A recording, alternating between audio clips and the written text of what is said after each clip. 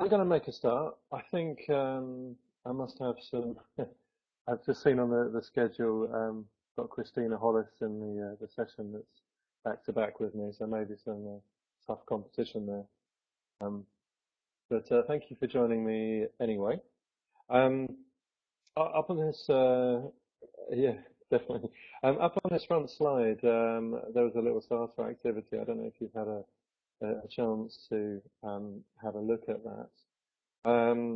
If you can actually click the hyperlink on this slide, and it will take you through to a little quiz, really, which is kind of based on the work of Professor John Hattie, just kind of getting you thinking about.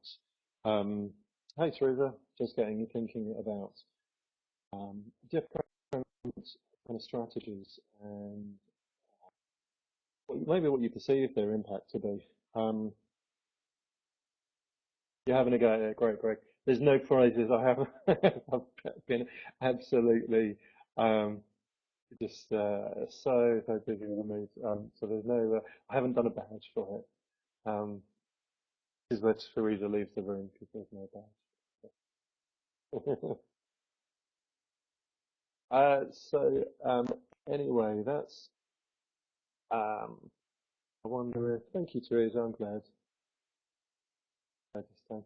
Um, let's pop. I'll just pop that link in the chat anyway. Uh,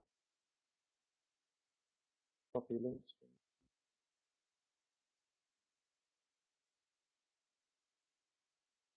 Just so that if other people join us later, and,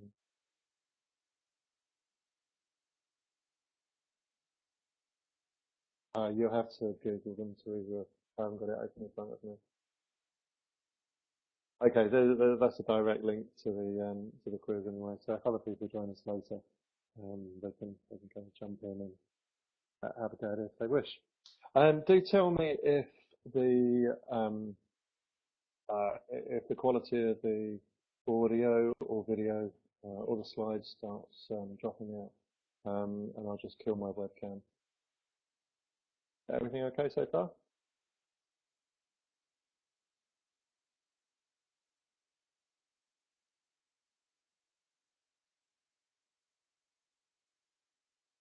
Okay,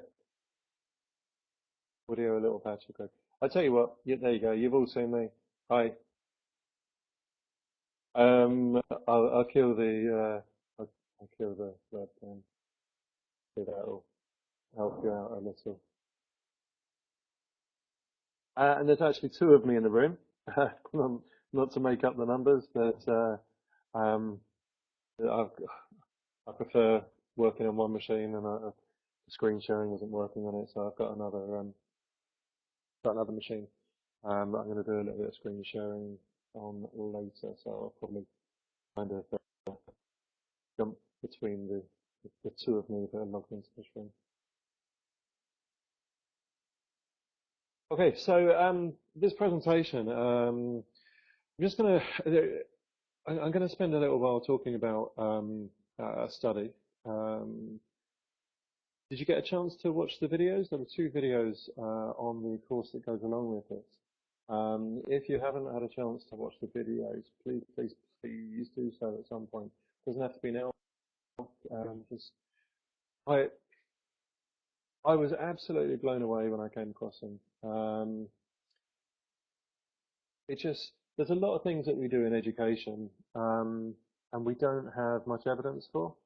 Uh, as a teacher, you'll say, I tried this with my class and it worked well, or it didn't work. But we don't often have the numbers to back it up, and that's what Hattie did. He started to synthesize a lot of studies and actually put some numbers to some of those. Okay, so uh,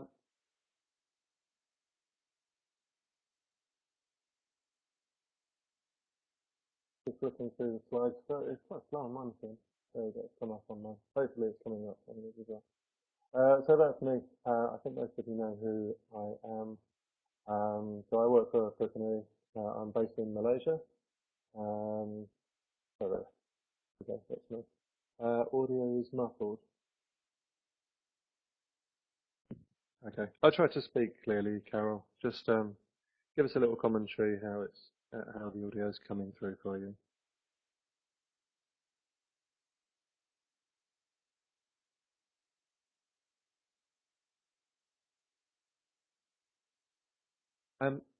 There's two books that I'll reference a little later. Visible Learning is one of them, and that's the main focus of this. And taking some of his ideas and really just trying to put them into a Moodle course. Maybe just thinking about things a little bit differently, or tweaking some of the courses that you've already got set up in your Moodle installation. If you're a teacher, I really recommend his book, Visible Learning for Teachers. Well, actually, I recommend the Kindle version. The book itself is pretty expensive, but you can get hold of the Kindle version of it very reasonably. So John Hattie, basically, in his visible learning work, he did a synthesis of um, over 50,000 studies and 800 meta-studies looking at the impact of different strategies on pupil progress. So in total, these studies that he kind of drew together included 240 million kids.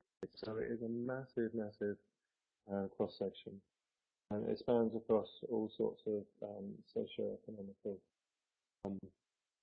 divides. It's not a particular group of learners.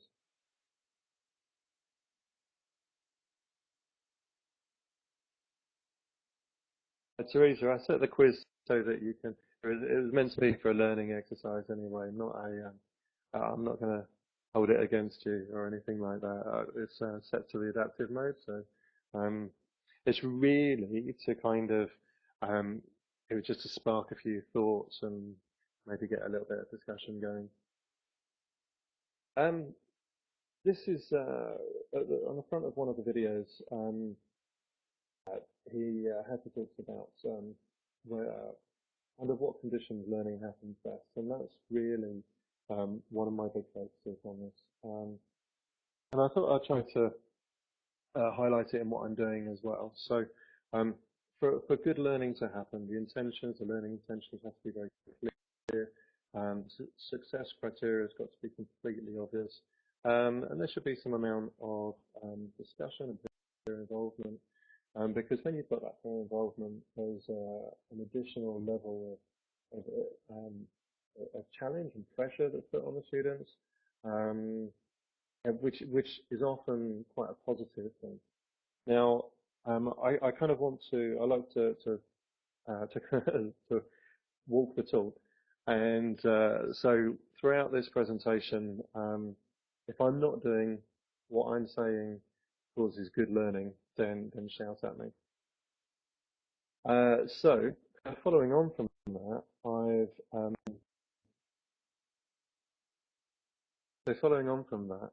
I've put some specific learning intentions and success criteria that I want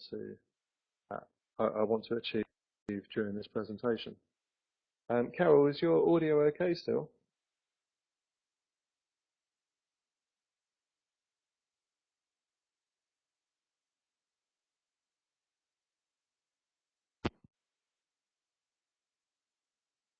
Okay, what I'll do, I've taken off my headset and it should switch to the built-in microphone on my, am I moving my head a lot? Not really. Is this better? That's tons better. Okay, cool. That'll just be the microphone on my headset. Perfect. That's because we're closer to you, Teresa.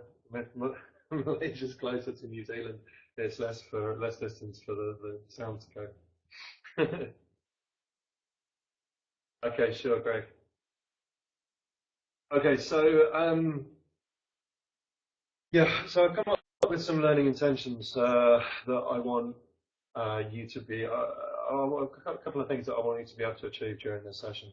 I want you to be able to take some of these ideas and actually do something with them. And the thing that kind of stands this out from other presentations and other things that you may have seen um, talking about is that these are all evidence-based, and that's the big thing about Professor John Hattie's studies. It's all backed up with plenty of evidence that say you do these things and they will have a marked positive effect on the student's learning. Now, I'm expecting you to participate in this, so I'm already introducing a level of challenge to you, and to actually create some ideas and some content to go along with this.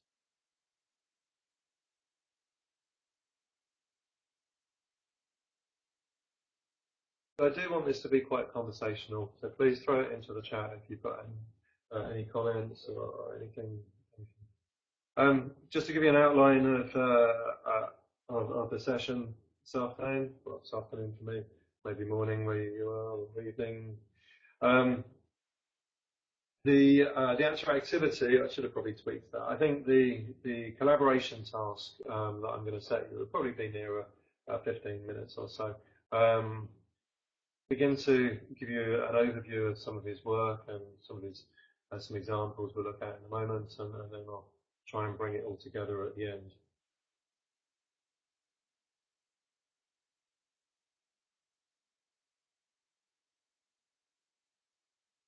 Okay, so let's take a look at some of the findings from Hattie's synthesis of all of these studies.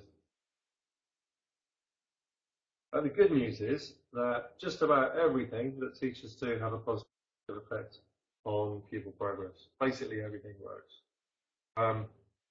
which shouldn't be surprising. You know, teachers are relatively intelligent people. I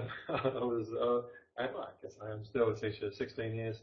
And most of what we do in the classrooms has a positive effect on pupil progress.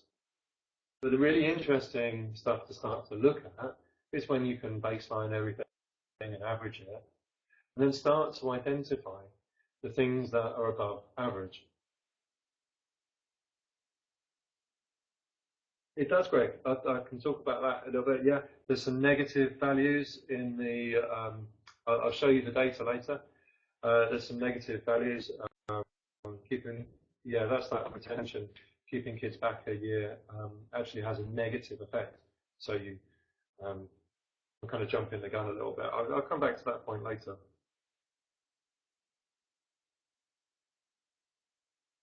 So we're going to look at a few examples, and Greg's one is quite a nice one there. This as Moodlers, as people involved in using computer technology in learning. That should worry us, but I guess when he's looking at these studies, it's because people aren't doing it properly. You know, that kind of idea of pump and dump and just taking all of your PDF resources and PowerPoints and things like that and just popping them up into a great big long scrolling course.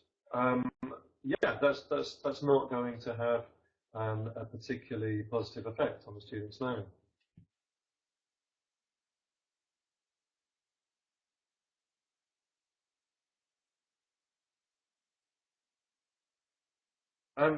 Interestingly, teacher understanding doesn't matter. Well, to a certain extent, what he found is that it was far more important that you were a good teacher, that you knew how to teach.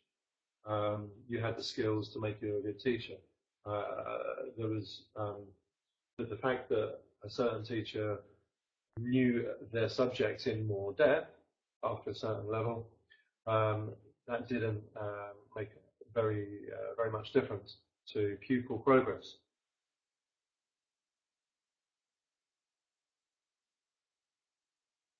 Homework, low level thinking homework is much more useful than deep level, high level thinking homework in terms of pupil progress. Which I guess is is obvious. If you set some really high-level thinking tasks for students and they get stuck because they need a teacher to help. Um, so kind of these simple low-level thinking tasks were proved to have a much better effect on pupil learning. Yes, Greg, agree. Um, yeah, Carol, that's really interesting. If you knew how to teach, you could teach anything. It's kind of almost gone full circle. Well, hopefully it will get around to full circle. But certainly wasn't the case, when I started teaching. Um, and a lot of the places that I taught in, um, the higher up the academic scale you were, a professor, doctor, masters, you were paid more. Well, it had absolutely no relation to how good a teacher you were. Anyway,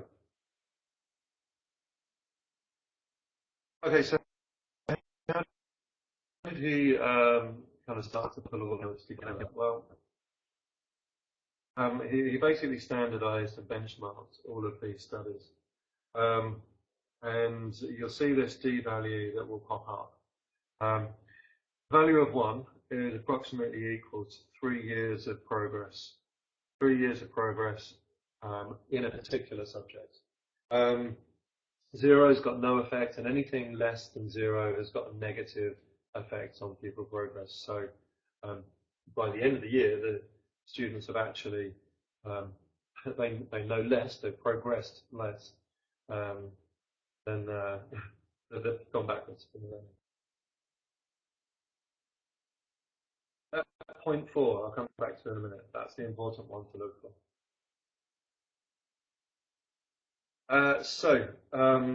This I've shamelessly stolen. I didn't get time to read it myself. So basically, 0.4 was the average across all of the studies. Without any intervention from teachers, it was shown that students would get around about 0 to 0.15. So what's that equates to? Maybe about 7 months of progress, so over a year. So these are all the strategies that came out with this.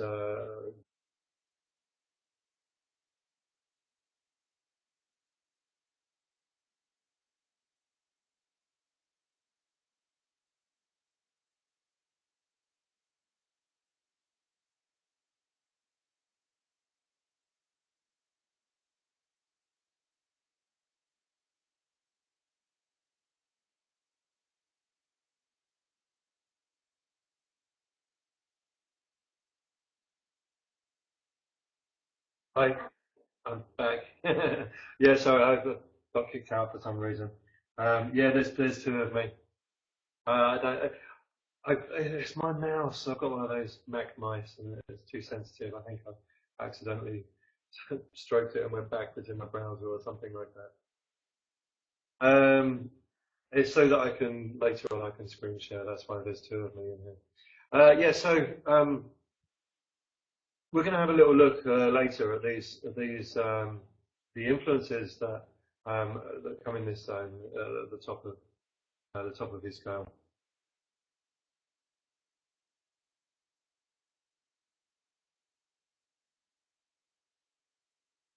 One slight caveat, obviously, younger students make much faster progress, so that effect is greater for younger students than for older students, just because of the rate of cognitive development.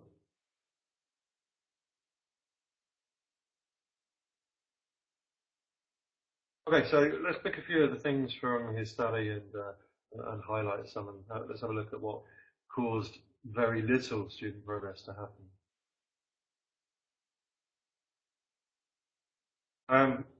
So I've already said about the type of homework. The length of homework as well was actually shown to have a negative effect. Homework longer than 1 hour was actually shown to have a negative effect on learning. But just homework in general was shown to have an effect less than the average. So from that, you can imply there are better strategies than homework. And I guess a big part of that is the type of homework as well.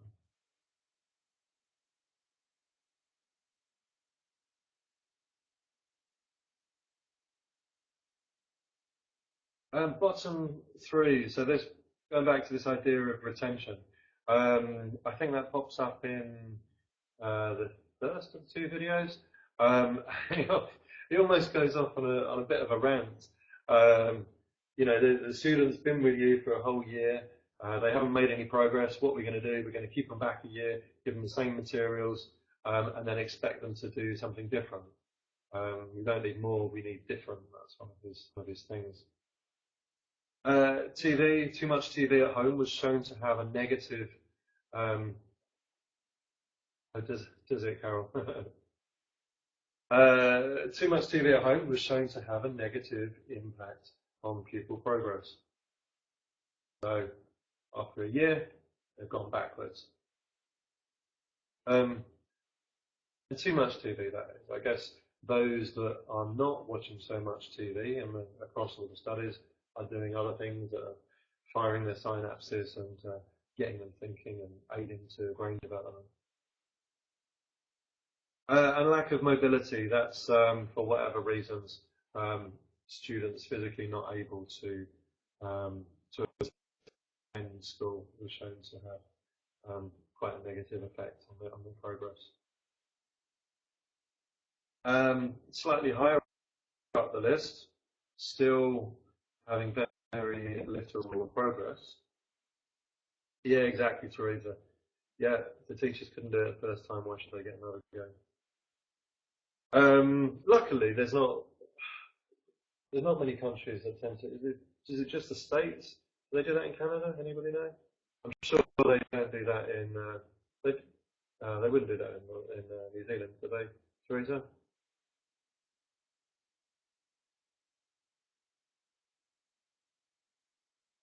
Oh, really? Hmm. Okay, there's one. Student control over their learning was shown to have a very little effect on their progress. So students being able to choosing and controlling, selecting what it is that they learn. Quite an interesting. Yeah, that is quite controversial, but it's all backed up in data. It's all backed up in data. Yeah, exactly, Carol.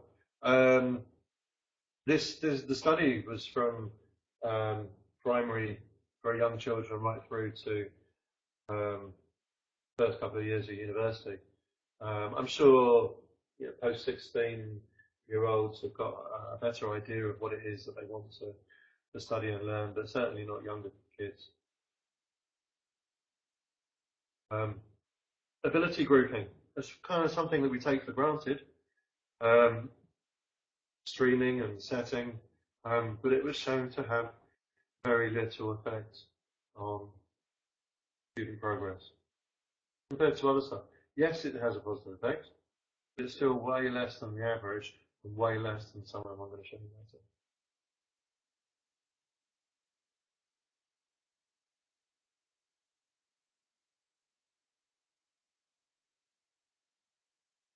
Class size doesn't have a great effect within certain limits.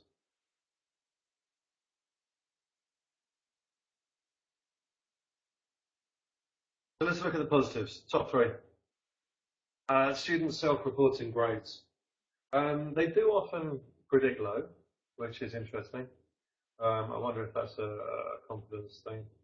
But getting students to kind of predict what they're going to get, and all those conversations more so that go around with that is shown to have huge effects, 1.44. Piaget programs, so this is for younger students, was shown to have a massive effect. So the idea that there's these different stages of cognitive development, going from very young babies who've just got that sensory input through to around about early teenagers, where they begin to are able to start to develop abstract thinking. So that was shown to have a massive effect on progress and learning. And formative evaluation. So this is from students to teachers. The students telling the teachers how the teacher is doing. That's a really interesting one, and that is a hard thing to change within an institution. I'm just going to see if there's anything in the chat to respond to. Yeah, Teresa, labeling. Labeling actually goes in, I think it's mentioned. I'll give you the whole list in a minute of 138. Labeling is one of them. Yeah, terrible labeling students, especially at a young age, and they just get stuck with that. Feedback actually comes in later. Yeah, feedback from the student to the teacher is much more important than the teacher to the student. I think it's in the kind of second sentence, somewhere 11 to 20 is that teacher to student feedback. That comes up again. How many teachers would actually like that? It depends what relationship you've got with your students. I would always ask my students for feedback. It's a great way of building trust with people, with students. I mainly focusing, I taught secondary age. And yeah, it's just something that you kind of get in the habit of doing. That allows you to really adjust your style, and they're going to be pretty honest with you, and give you some honest feedback. And you can choose to take it on or not. I often would choose to take it on and adjust what I was doing. Yeah, that's right. A lot of people do the kind of end of course feedback and stuff like that. But yeah, Greg's right. It's early and often, early and often. At end of the course, okay, maybe you could adjust things for the next course, but by then it's a bit too late for the ones that have done it. Yeah, some teachers didn't like what they heard back. Stuff them, basically. Um, change is good. Change is good. Take people out of their comfort zones. Exactly. You think about the people that aren't going to take that on. It's going to be the people that have been doing the same thing for years and years and years, and see no reason to change it. So yeah, if I missed something, let me just quickly go back one. So that's the full list of the 138 there. You can click on. That one's read only. You can have a little look at that. So time to get you guys to do something. My slide. Okay. So I tried this yesterday. Which day? It's all kind of blending into one at the moment. I tried this the other day and it kind of went a little bit wobbly. Um, yeah, we did the split check exactly, Teresa. So I'm going to do it ever so slightly different. I want you to, I'm going to give you a document, and I'm going to get you to, I'm going to switch over to me. And screen share.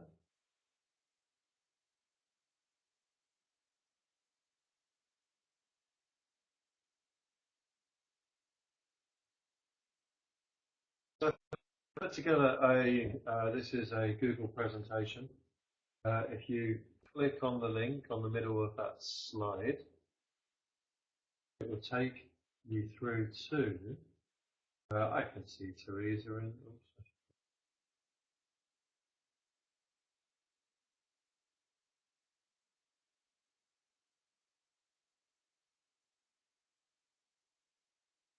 Yeah, that'll be our with Julian will be popping up in the background.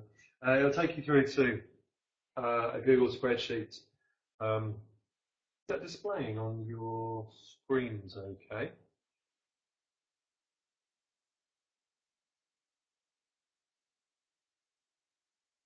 Hi guys, are you still with me?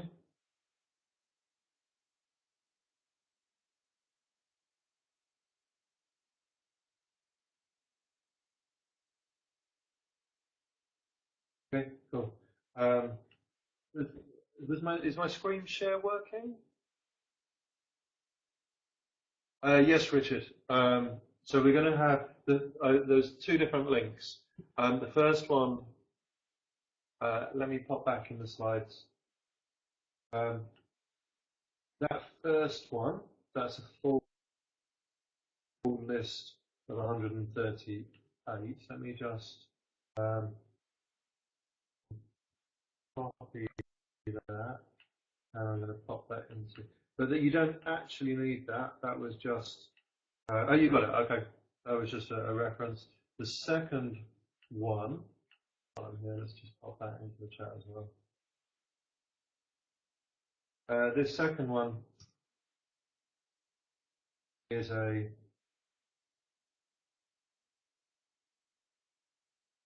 Google presentation, and um, it's designed.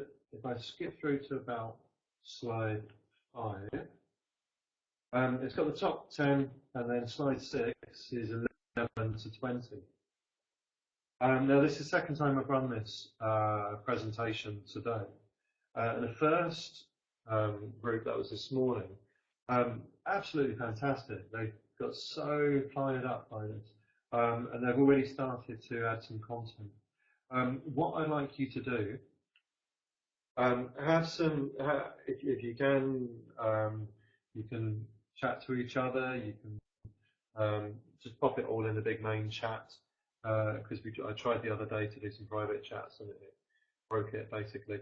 But you can have some chats, pop things in the chat, and have a think, have a look at those 1 to 10, have a look at 11 to 20, and think, right, okay, what can I do to my Moodle course at the moment? How can I tweak my Moodle course slightly to bring in more of these strategies that are proven to have a massive positive effect on student progress? And there's a bunch of suggestions that are there already. Feel free to uh, add, edit, tidy up stuff that's there. It may kind of fire off a few more ideas in your brains.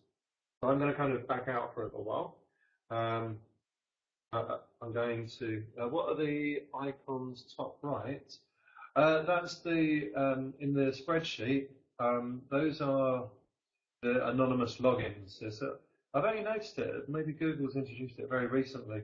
Rather than just having a little boring anonymous user number 2, anonymous user number 3, we've got some rhinos, and there's Teresa. And probably on your one, you might even have a little picture of me on my Google. So this part, uh, what are the icons top right? No, looking at the Google thing. Yeah.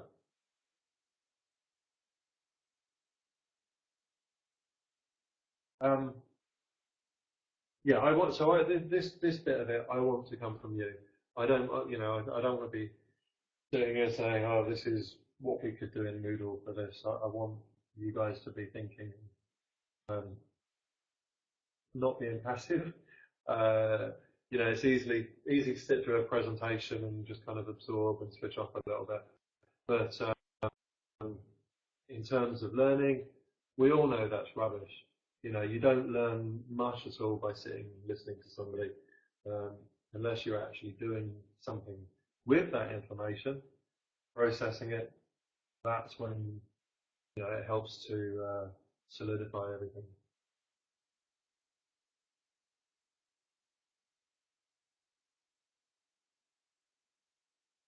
Yeah, Greg. So throw it in. I think somebody is already pick a page in the if you're in that second link. Let me pop forward again. The correct link is showing. If you're in this second link, this Google spreadsheet, then find the page and add to it, edit it. I can see at the moment Therese is hopping about. She was having a little look at the self-reporting the grades.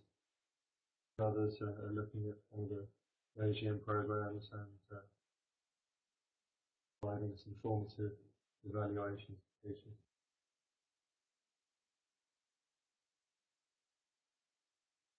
Right at the end of the document, there's a couple of pages for you to pop in contact details, and I'll leave this always open and kind of throw it out there to the community as something to refer to, and so it kind of links up with this presentation. The slides from this are available on the course as a PDF, or you can access them on SlideShare.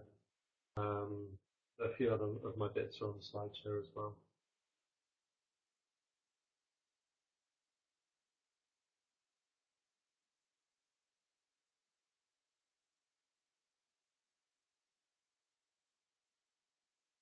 Mindstorms, I don't know Mindstorms. Piaget was one of the founders of child psychology and brain development.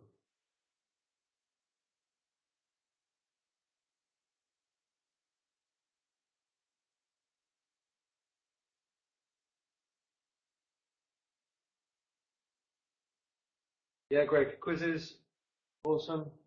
They can be used really well. They can be used terribly.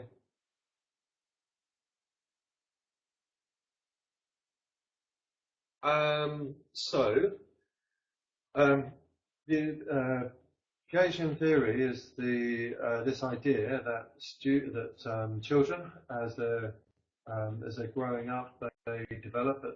That there's distinct stages of brain development, going from where you've got the first couple of years of life, you've got young babies, they've got sensory, all their brain development is concentrating on taking in information from the outside world. Getting slightly older, between about the age of 2 to 7, they begin to get some basic concepts, ideas about comparisons and amounts and that kind of thing. Um, Between about 7 and 12, they're able to start to process this a little bit more, and the logical parts of their brain begin to develop. Getting on to post 12, 13, something like that, and then students are able to, if their brains have developed enough for them to begin to start thinking in abstract terms. So it's kind of matching the Piagetian programs is matching the content with these ideas of where students are in terms of their cognition development. Is that useful, Greg?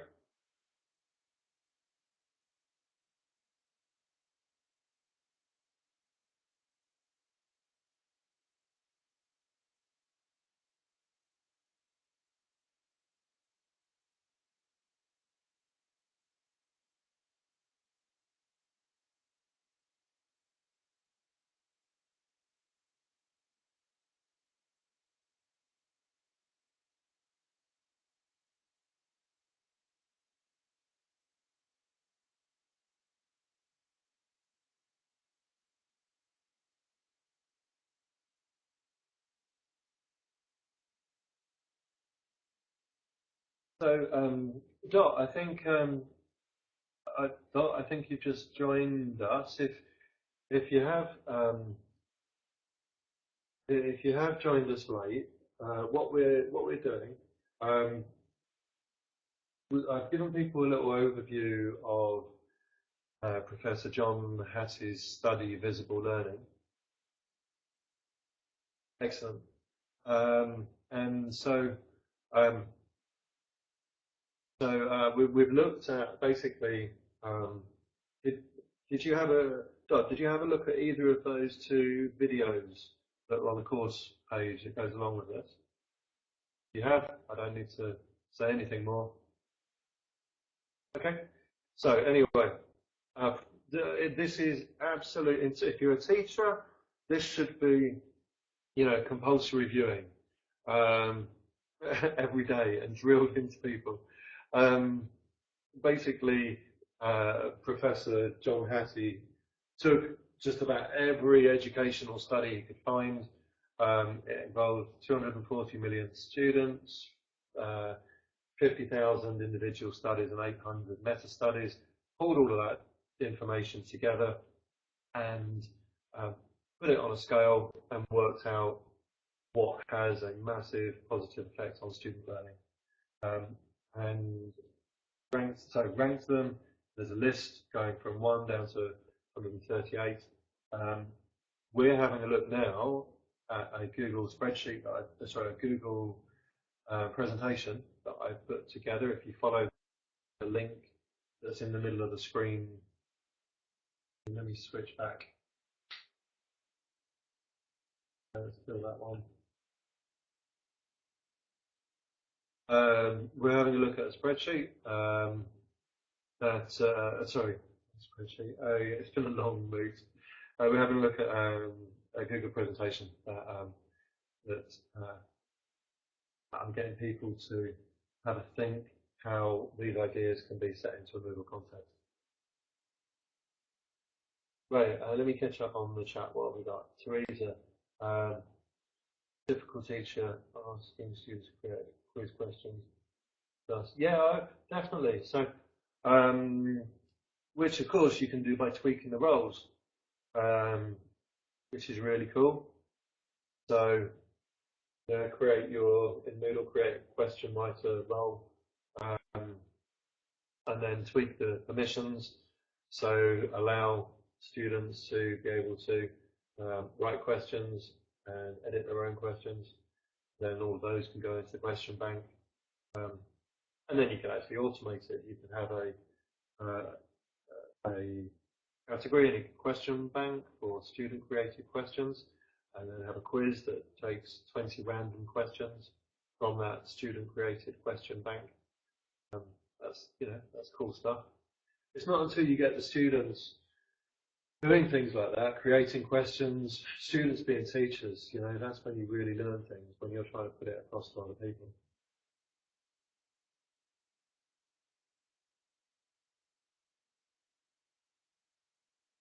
Thank you, Richard. Thank you for participating.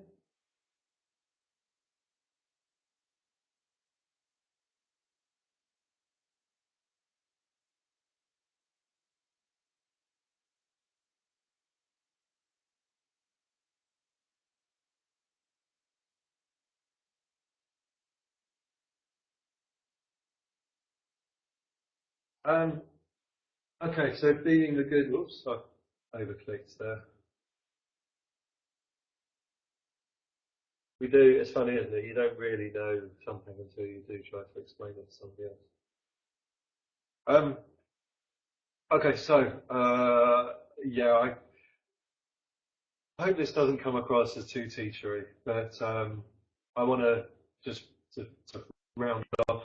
I want to revisit my learning intentions and success criteria. So hopefully you're able to um, just kind of adjust what you're doing already. Everybody does great stuff already, and that was the very first slide. Everybody is doing their best all the time. What really signals out those outstanding teachers, the ones that are constantly trying to do better than their best. You've got that document, you've all contributed some ideas and some thoughts to it.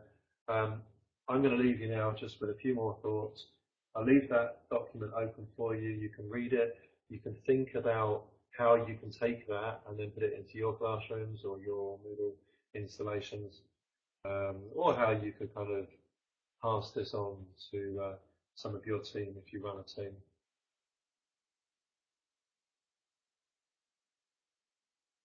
Um, so a little takeaway for you, just something to think about. I won't read it to you. Um, you can read that last slide yourselves. Yes, don't forget to add your name to the document as a contributor.